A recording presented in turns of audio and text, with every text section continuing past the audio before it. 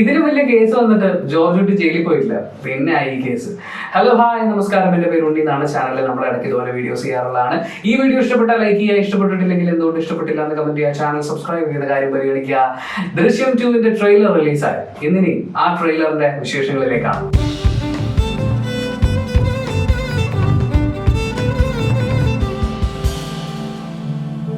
ആദ്യം തന്നെ ഒരു കാര്യം പറയാം, ദൃശ്യം എന്ന് പറയുന്ന സിനിമ ഇനിയും കണ്ടിട്ടില്ലാത്ത ഒരാളാണെങ്കിൽ നിങ്ങൾ ഈ ട്രെയിലർ ഡീകോഡിംഗ് കാണാൻ ശ്രമിക്കരുത്. കാര്യം ദൃശ്യത്തിന്റെ ഏറ്റവും പ്രധാനപ്പെട്ട ആ ലൈഫ് ഇരിക്കുന്നത് അതിന്റെ ക്ലൈമാക്സിലാണ്. ആ ക്ലൈമാക്സ് ട്വിസ്റ്റ് പറഞ്ഞുകൊണ്ടാണ് നമ്മൾ ഈ വീഡിയോ ആരംഭിക്കാൻ പോകുന്നത്. വരുണിന്റെ ബോഡി അയാൾ പോലീസ് സ്റ്റേഷനിൽ ഒളിപ്പിച്ചു വെച്ചിരിക്കുന്നു എന്നുള്ള ആ രംഗത്തിനെ അത്രയും ഗംഭീരമായി സ്ക്രീനിൽ അവതരിപ്പിച്ചിട്ടില്ലായിരുന്നെങ്കിൽ ഒരു പക്ഷേ ആ സിനിമ കഴിഞ്ഞിറങ്ങുമ്പോൾ കുഴപ്പമില്ല എന്ന് പറയുന്ന ഒരു ഫീല് മാത്രമേ ഉള്ളിൽ ഉണ്ടാവുള്ളായിരുന്നു എന്ന് പലപ്പോഴായിട്ട് എനിക്ക് തോന്നിയിട്ടുണ്ട്. അതൊക്കെ കഴിഞ്ഞ് ദൃശ്യം 2 വരുമ്പോൾ ദൃശ്യം കണ്ട് പുറത്തിറങ്ങുമ്പോൾ അനുഭവിച്ച ആ ഒരു ത്രില്ലുണ്ടല്ലോ, അത് ഉണ്ടാവണമെന്ന് ഏതൊരു മനുഷ്യരും സ്വാഭാവികമായും ആഗ്രഹിക്കും. പക്ഷേ ഈ സിനിമയിൽ കാര്യങ്ങൾ കുറച്ചുകൂടി ഡിഫറെന്റ് ആണ്. ഇതിന് ത്രില്ലർ ഗണത്തിലേക്ക് ചേരുന്നതിനേക്കാൾ ഒരു ഇമോഷണൽ ഡ്രാമ എന്ന് പറയുന്ന ഒരു തലത്തിലേക്ക് ചേരാനാണ് സാധ്യത കൂടുതലുള്ളതെന്ന് തോന്നുന്നു. നമുക്ക് ട്രെയിലറിലെ ഓരോരോ സീനുകളായിട്ട് എടുത്തു നോക്കാം. ഏറ്റവും ആദ്യം ലാലേട്ടൻ ഉണർന്നെണീക്കുന്ന സമയത്ത് റാണി അഥവാ നമ്മുടെ മീനയുടെ കഥാപാത്രം പറയുന്നുണ്ട്, അനു ഹോസ്റ്റലിൽ നിന്ന് വിളിച്ചിട്ടുണ്ടായിരുന്നു, അവള് വൈകുന്നേരം എത്തുമെന്ന്.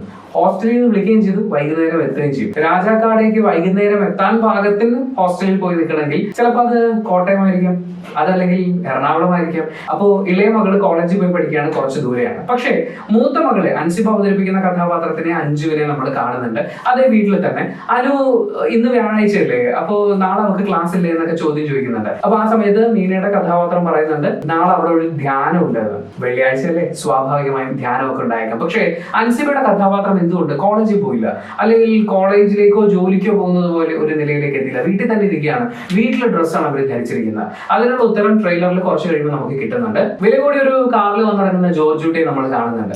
ജോർജ് കുട്ടി വന്നിറങ്ങുമ്പോൾ ആ ബാക്ക്ഗ്രൗണ്ട് ഒന്ന് ശ്രദ്ധിച്ചു നോക്കണേ. ഏറ്റവും പുറകില് ഒരു ബസ് സ്റ്റോപ്പ് ഉണ്ട്. ആ ബസ് സ്റ്റോപ്പിൽ 2 പേര് കാക്കി ഇട്ടിരിപ്പുണ്ട്.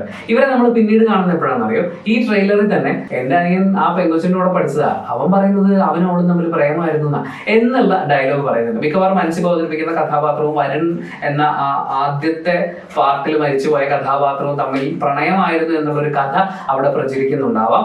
ആ ഓട്ടോറിക്ഷക്കാരാണ് പിന്നീട് ചായക്കടയിൽ ഇരുന്നുകൊണ്ട് നിങ്ങൾ മാത്രമേ ജോർജ് കുട്ടി അല്ല ഇത് ചെയ്യുന്നത് എന്ന് വിശ്വസിക്കുന്നുള്ളൂ എന്ന് ചായക്കടക്കാരനോട് പറയുന്നുണ്ട്. അതുകൂടാതെ മറ്റൊരാൾ കൂടി ചായക്കടയിൽ നിന്നുകൊണ്ട് ജോർജ് കുട്ടി ഒരു നമ്മളെയൊക്കെ പറ്റിച്ചതാണ് എന്നുള്ള രീതിയിൽ ഒരു ഡയലോഗ് പറയുന്നുണ്ട്. സ്വാഭാവികമായും ആ നാട്ടിൽ ജോർജ് കുട്ടി വരുണിനെ തട്ടിയതാണ് എന്നൊരു അഭ്യൂഹം നാട്ടുകാർക്കിടയിൽ തന്നെ വളരെ ശക്തമായി പ്രചരിക്കുന്നുണ്ടാവാം. അപ്പൊ നമ്മൾ പറഞ്ഞു നിർത്തിയത് വലിയ വില കൂടിയ ഒരു കാറിൽ വന്നിറങ്ങുന്ന ജോർജ് കുട്ടിയാണ്.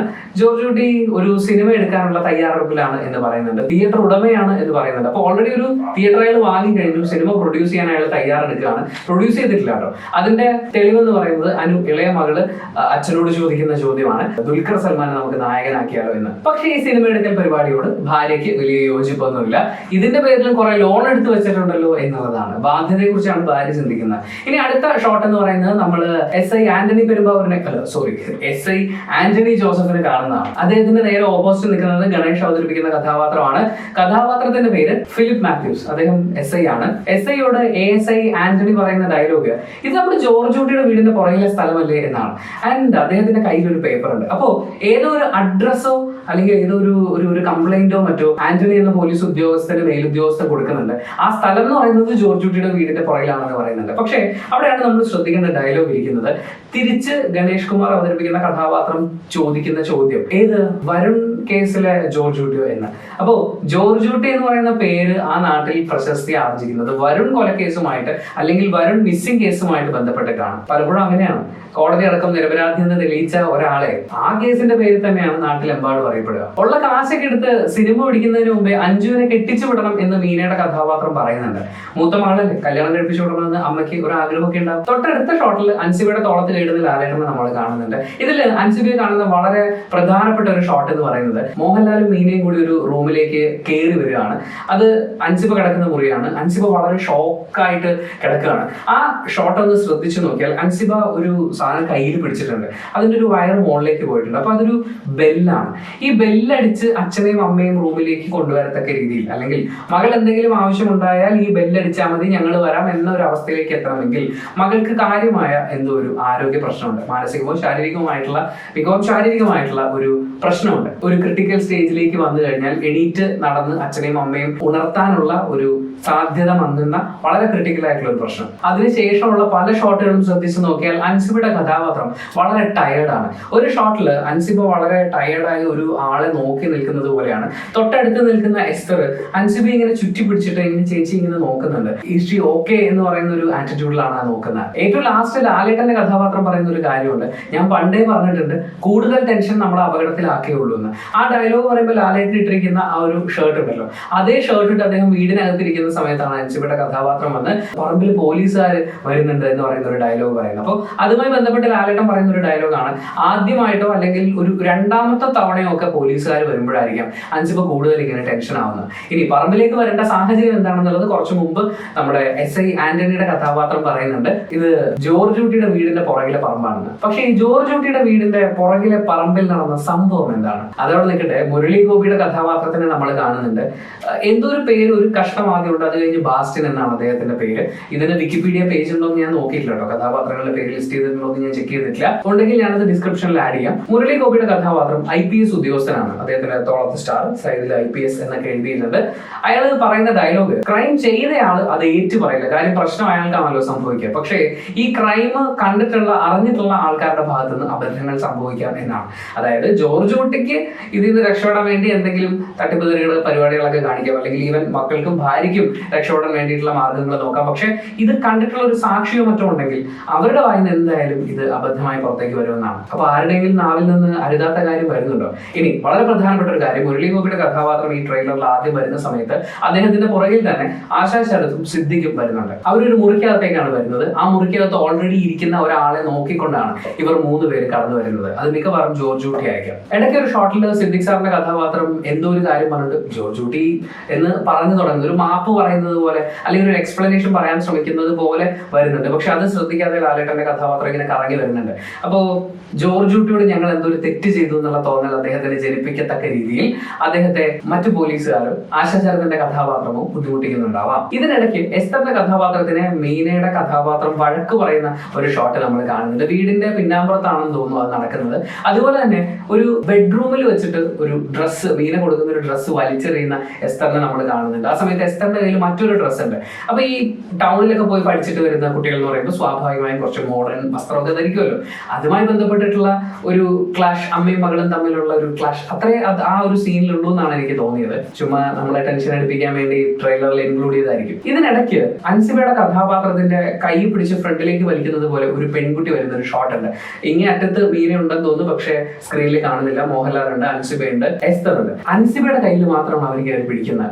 ആ സ്ത്രീ ആരാണ് എന്നുള്ളത് അവരുടെ മുഖം കാണുന്നില്ല, ഒരു സൈഡ് മാത്രമേ കാണുന്നുള്ളൂ. പക്ഷെ ആ സൈഡ് കാണുന്നതിന് മുൻപേ തന്നെ ആമസോണിന്റെ ലോഗോ കാണുന്നതിന്റെ സൈഡിൽ നോക്കിയിട്ടുണ്ടെങ്കിൽ ഒരു മൊബൈൽ ഫോൺ ഇങ്ങനെ ചരിച്ചു പിടിച്ചിട്ടുണ്ട്. മൊബൈൽ ഫോൺ ഇങ്ങനെ ചരിച്ചു പിടിച്ചിട്ട് നമ്മൾ ഒരാളെ വിളിക്കുന്നത് എന്തിനായിരിക്കും? സെൽഫി എടുക്കാൻ വേണ്ടിയിട്ടായിരിക്കും. അങ്ങനെ അൻസിബയുടെ കഥാപാത്രത്തിന്റെ സെൽഫി എടുക്കാൻ മാത്രം രോഗാതുരയായിട്ടുള്ള, ഒരു പക്ഷേ വരുണിന്റെ ആ ഇൻസിഡന്റുമായി ബന്ധപ്പെട്ട് എന്തെങ്കിലും ഒരു ഇഷ്യൂയിലൂടെ കടന്നു പോയിക്കൊണ്ടിരിക്കുന്ന ആളായിരിക്കാം അൻസിബയുടെ കഥാപാത്രം. അപ്പോൾ അവരുടെ സെൽഫി എടുക്കേണ്ട കാര്യം എന്താണ്? അതുപോലെ തന്നെ ദൃശ്യത്തിൽ നമ്മൾ കണ്ടിട്ടുള്ള ഒരു ഷോട്ട്, മീനയുടെ കാലിൽ കെട്ടിപ്പിടിച്ച് കിടക്കുന്ന അൻസിബ, സൈഡിൽ ഇരിക്കുന്ന എസ്തർ, ഇങ്ങനെയുള്ള ഈ 3 പേരും കൂടെ റൂമിൽ ഇരിക്കുന്ന ഒരു ഷോട്ട് നമ്മൾ കണ്ടിട്ടുണ്ട്. അതേ സീൻ ഇവിടെയും ആവർത്തിക്കുന്നുണ്ട്. പക്ഷേ ഇവിടെ ഇവരെല്ലാവരും മുതിർന്ന ആളുകളായി മാറിയല്ലോ, മക്കളൊക്കെ.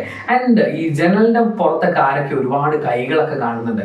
അത് മിക്കവാറും ഒരു മാനസികമായിട്ടുള്ള ഒരു ടെൻഷൻ അൻസിബയുടെ ക്യാരക്ടറിൽ ഉണ്ടാകുന്നതിന്റെ ഭാഗമായിട്ടുള്ള ഒരു കാര്യമായിരിക്കാം. അല്ലെങ്കിൽ രാത്രി ഇത്രയും പേരൊക്കെ 3 സ്ത്രീകളുള്ള ഒരു മുറിയുടെ ജനലിന്റെ അവിടെയൊക്കെ വന്ന് ഇങ്ങനെയൊക്കെ തട്ടേണ്ട കാര്യമുണ്ടോ? ഇടയ്ക്ക് പത്രക്കാർ ഓടി വരുന്ന ഒരു ഷോട്ട് നമ്മൾ കാണുന്നുണ്ട്. അവിടെ ചുറ്റുമുള്ള വണ്ടികൾ നോക്കുകയാണെങ്കിൽ പോലീസ് വാഹനങ്ങളാണ്. ഇത്രയും പോലീസ് വാഹനങ്ങളുള്ള അത്രയും വലിയൊരു ബിൽഡിംഗ് കുറച്ച് ഹൈറ്റിൽ നിന്നാണ് നമ്മൾ കാണുന്നത്. അത് മിക്കവാറും പോലീസ് ഹെഡ്ക്വാർട്ടേഴ്സോ മറ്റോ ആവാനുള്ള സാധ്യത വളരെ കൂടുതലാണ്. അതുപോലൊരു സ്ഥലത്തേക്ക് ആശാ ശരത്തും സിദ്ദിഖും കയറി വരുന്ന സമയത്ത് തന്നെ പോലീസുകാർ പുറത്തേക്ക് ഓടുന്നത് നമ്മൾ കാണുന്നുണ്ട്. മിക്കവാറും ജോർജ് കുട്ടിയെ കൊണ്ടുവന്നിട്ടുണ്ട് എന്നറിയുന്ന പഴയ ന്യൂസ് അല്ലെങ്കിൽ ആ കേസിന്റെ ന്യൂസ് വാല്യൂ ഒക്കെ അറിയാവുന്ന ഒരുപാട് പത്രക്കാർ ചിലപ്പോൾ ഓടി വരുന്നതായിരിക്കാം. അല്ലെങ്കിൽ ഒരുപാട് പേര് ശ്രദ്ധിക്കുന്ന ഒരു കേസ് അവിടെ സംഭവിച്ചിട്ടുണ്ടാവാം. അത് ഏത് കേസായിരിക്കും? അതുപോലെ ജോർജ് കുട്ടി മൊബൈൽ ഫോണിൽ എന്തോ ഒരു വിഷ്വൽ കണ്ടിട്ട് ഞെട്ടുന്ന ഒരു ഷോട്ട് നമ്മൾ കാണുന്നുണ്ട്. അത് ഏത് വിഷ്വൽ ആയിരിക്കും? പഴയ ആ വീഡിയോ വീണ്ടും പൊങ്ങി വരാനുള്ള സാധ്യത വളരെ കുറവാണ്. പിന്നെന്തായിരിക്കും?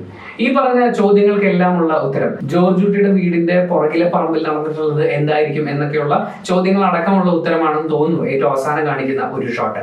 ഒരു വാഴത്തോപ്പില് മഴയത്ത് ഇരുട്ടത്ത് ഒരാള് കുഴിയെടുത്ത ശേഷം ഈ കുഴിയെടുക്കാൻ ഉപയോഗിച്ച മൺവെട്ടിയില്ലേ അത് കൈകൊണ്ട് ഇങ്ങനെ താഴേക്ക് ഇടുന്നുണ്ട്. ഇയാളുടെ തോളത്ത് ഒരാൾ കിടപ്പുണ്ട്. ആ കിടക്കുന്ന ഒരു കുട്ടിയായിട്ടാണ് എനിക്ക് തോന്നിയത്. കാര്യം ചരിക്കുമ്പോൾ കാലൊരു സൈഡിൽ കാണുന്നുണ്ട്, കുഞ്ഞു കാലുകളാണ് കാണുന്നത്. അതുപോലെ ആ ഹൈറ്റ്, നിന്ന ആളുടെ ഹൈറ്റും തോളത്ത് കിടക്കുന്ന ആൾ എന്ന് പറഞ്ഞാൽ മുട്ട് വരെ മാത്രമേ ഹൈറ്റ് ഉള്ളൂ. അപ്പോൾ അതൊരു കുട്ടിയാവാനുള്ള സാധ്യത വളരെ കൂടുതലാണ്. കുഴിയെടുത്ത് ഒരു കുട്ടിയുടെ ശരീരം ആ വാഴത്തോപ്പിൽ മറവ് ചെയ്യാനാണ് ആ വ്യക്തി ശ്രമിക്കുന്നത്. എനിക്ക് എത്ര സൂം ചെയ്ത് നോക്കിയിട്ടും അത് ലാലേട്ടനാണ് എന്ന് തോന്നുന്നില്ല. അതുപോലെ തന്നെ സിദ്ദിഖ് സാർ ആവാനുള്ള സാധ്യത ആദ്യം എനിക്ക് തോന്നിയിരുന്നു, പക്ഷെ സൂം ചെയ്ത് വരുമ്പോൾ അത് ഒക്കുന്നില്ല. പിന്നെ അത് ആരായിരിക്കും എന്നുള്ളത്, മുരളി ഗോപിയുടെ കഥാപാത്രം ഹൈറ്റൊക്കെ കൊണ്ട് ഓക്കെയാണ്, പക്ഷെ അതേമായിരിക്കും ഇനി ആരായിരിക്കും ആ ക്യാരക്ടർ എന്നുള്ളത് ഒരു ടെൻഷൻ ഉണ്ടായിരുന്നു. എന്തായാലും ജോർജ് കുട്ടി സിനിമ എടുക്കാൻ പോവാണല്ലോ, ആ സിനിമയിൽ ജോർജ് കുട്ടിയുടെ ജീവിതത്തിലെ ചില ഇൻസിഡന്റ് കൂടി ഉൾപ്പെട്ട് പോകുന്നതാണോ, അറിഞ്ഞോ അറിയാതെയോ അങ്ങനെ വരുന്നൊരു സീൻ ആയിരിക്കുമോ ഈ സീൻ, നമുക്കറിയില്ല. പക്ഷെ എത്രയും പെട്ടെന്ന് ആമസോൺ പ്രൈമിൽ റിലീസ് ആവുന്നുണ്ട്. Let's wait and watch. നിങ്ങൾ ഈ ട്രെയിലർ കണ്ടപ്പോ മറ്റാരും ശ്രദ്ധിച്ചിട്ടില്ലാത്ത, ഞാനും ശ്രദ്ധിച്ചിട്ടില്ലാത്ത എന്തെങ്കിലും പോയിന്റ് കണ്ടോ?